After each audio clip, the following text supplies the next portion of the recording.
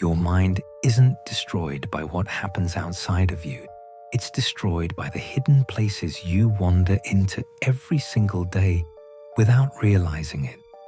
Carl Jung discovered 7 psychological environments that quietly rewire your brain, making you weaker, more anxious, and more dependent.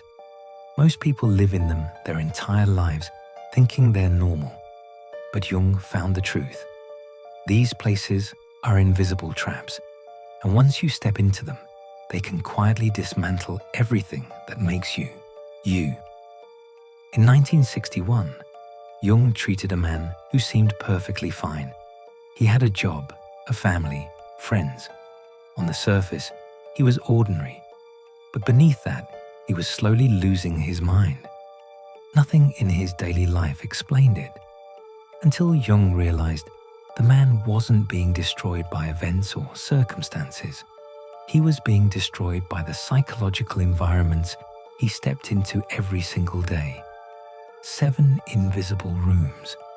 And once Jung helped him escape, his entire life transformed. Today, I'll show you those same 7 dangerous places. And once you see them, you'll never look at your own thoughts the same way again. 1. The echo chamber. The first and most dangerous place Jung identified is the echo chamber. On the surface, it feels safe. Everyone around you agrees with you. They mirror your beliefs, confirm your fears, and reinforce your opinions. But Jung warned, this isn't safety, it's poison.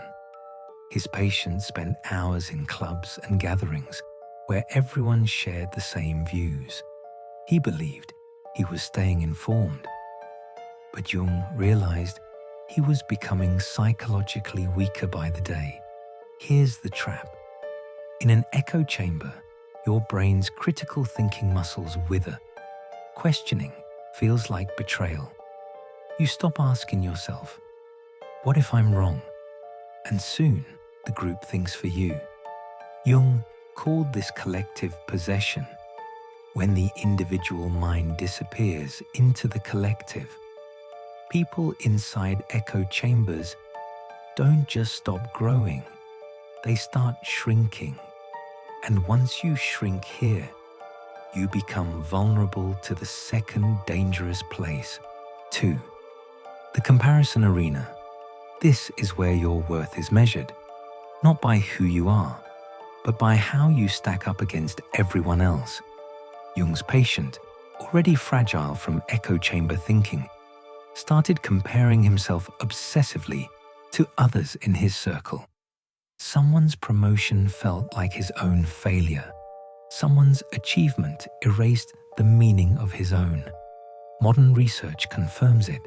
Constant comparison literally changes the brain, shrinking the regions responsible for self-worth. But Jung already knew the effect. He called it the inflation-deflation cycle.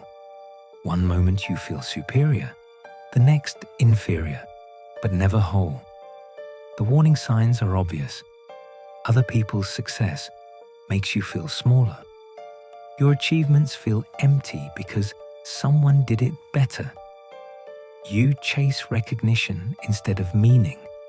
The patient was trapped here, living for status instead of self. But Jung discovered the third place was even more deadly because it didn't just compare him to others. It erased who he was altogether. 3. The performance theater. In this space, authenticity is punished and masks are rewarded. Jung's patient worked in a culture where vulnerability was weakness. So he performed. He laughed at jokes he didn't find funny, agreed with ideas he secretly opposed, smiled when he wanted to scream. Little by little, the mask replaced the man beneath. Jung called this persona identification. When you become the role you play. And after enough years, the patient admitted something chilling. I don't know who I am anymore. I've been performing for so long that the real me feels like a stranger. This is why Jung called the performance theatre psychologically deadly. Each compromise feels small, but they add up into complete self-betrayal, until one day there's nothing left beneath the costume. And once you've erased yourself for long enough, you stumble into the fourth trap. 4. The silent suffering space. Not all traps are loud, some are quiet. Jung saw it in families that looked perfect from the outside. No fights, no chaos, but also no intimacy, no honesty. Love was assumed but never expressed. Problems were buried, pain was silenced. His patient grew up in such a home. "We never fought," he said, "but we never really talked either." Jung called this emotional starvation. Your needs don't vanish when ignored. They fester in the unconscious, surfacing as anxiety, emptiness, and despair. The silent suffering space feels peaceful, but it's brittle. One honest conversation could shatter it, so people choose the silence, even as it drains them from the inside.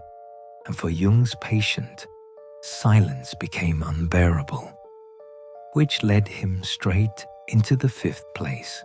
5. The chaos storm. This place looks the opposite of silence. It's constant stimulation. Newspapers, gossip, work, endless noise, anything to avoid being alone with yourself. The patient filled every spare moment with activity. He said stillness felt unbearable. Jung realized it wasn't preference, it was avoidance. Silence would have forced him to face the parts of himself he was running from. But the chaos storm is addictive. You crave stimulation like a drug. And when it stops, panic sets in because your nervous system no longer knows how to regulate itself. Jung called this psychic fragmentation. The patient consumed endless information but could make sense of none of it. He was busy every moment, but hollow inside. And the longer you run from yourself, the more likely you end up in the sixth and most insidious place. 6. The self-abandonment chamber. This place doesn't destroy you all at once. It erodes you slowly. It begins when you say yes, even though you mean no. When you choose safety over authenticity. When you stay in situations that drain you because leaving feels harder than enduring. Jung's patient became so good at ignoring his own instincts that he stopped hearing them entirely. He lived by others' expectations, not his own desires. Jung called this soul loss, not a mystical idea, but a psychological reality where you abandon your own core self. Society often rewards this. You're called responsible, mature, selfless. But the cost is terrifying emptiness. The patient admitted, "I succeeded at everything I was supposed to want, and I felt completely hollow inside. And when you've abandoned yourself for too long, there's only one place left to fall." 7. The shadow basement, the darkest of all. This is where you bury everything you can't face. The shame, the anger, the wounds. You think they're gone. But Jung discovered they don't disappear. They grow stronger in the dark. The patient's repressed pain surfaced as rage, sabotage, and repeated patterns he swore he'd never repeat. Jung called this shadow possession. When the parts of yourself you've rejected take control of your life. But here lies the paradox. Jung also discovered the shadow holds your greatest strength. The patient's anger, once faced, became passion. His sadness became empathy. His shame became compassion.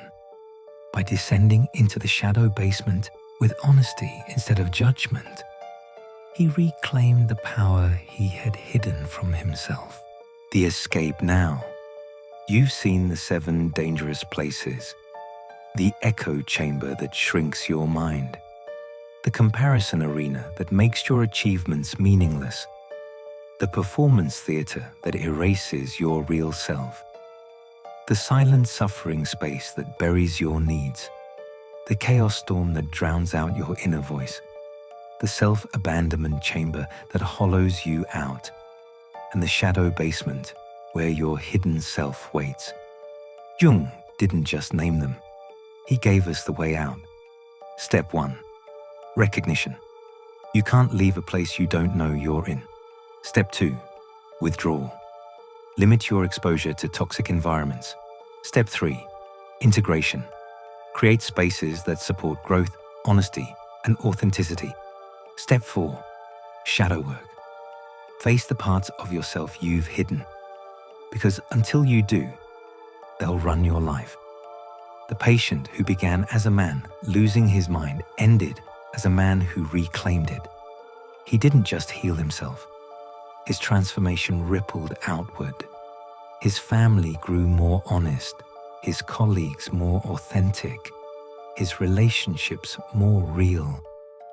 Jung called this psychological sovereignty, and it all began with the courage to leave these 7 places behind. The 7 dangerous places Jung identified aren't abstract ideas. They're environments you step into every single day. Most people never realize it. And that's why they stay trapped. But now you've seen them. The question is, will you recognize them in your own life? And will you have the courage to leave? Share in the comments which of these places you've spent too much time in. Sometimes naming it is the first step toward freedom. And if you're ready to go deeper into Jung's most dangerous insights, watch my next video where I reveal the warning signs that someone is projecting their unconscious shadow onto you, and why immediate withdrawal might be your only protection. Subscribe now, and I'll see you in the next dimension.